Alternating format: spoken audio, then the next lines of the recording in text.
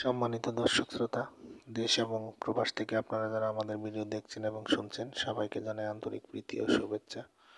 বন্ধুরা, আমি কথা বলতেছিলাম স্ক্রিনে দেওয়া আপুর সম্পর্কে। আপুটি দেখতে খুবই চমৎকার, গায়ের রঙ ফর্সা।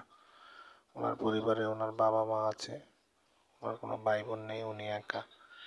ওনার এর আগে একটি বিয়ে হয়েছিল, কিন্তু দুর্ভাগ্যবশত ওনার হাজবেন্ড মারা যায়, যার কারণে উনি নতুনভাবে আবার জীবন শুরু করতে চাচ্ছে বিদায় প্রতিবেদনে আসলো।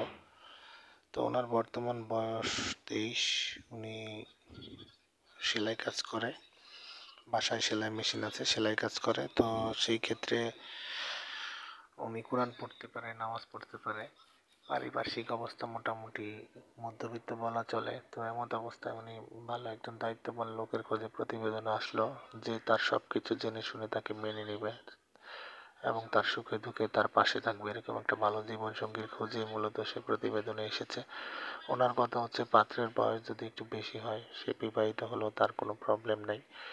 তো আপনারা যারা আগ্রহী আছেন, ওনার সাথে স্ক্রিনে দেওয়া নাম্বার আছে, নাম্বারে কথা বলে সব কিছু জেনে নেবেন। আর আপনারা আমাদের চ্যানেলটিকে সবসময় সাবস্ক্রাইব করবেন, লাইক কমেন্ট শেয়ার করতে ভুলবেন না।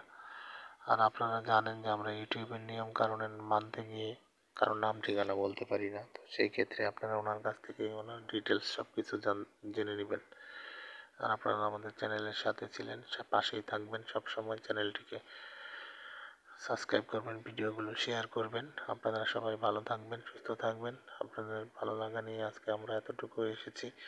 সামনের দিনগুলো যাতে আরও ভালোভাবে চ্যানেলটিকে হাইলাইটস করতে পারি, আপনারা সবাই সাপোর্ট করবেন। সবাই সুস্থ থাকবেন, ভালো থাকেন।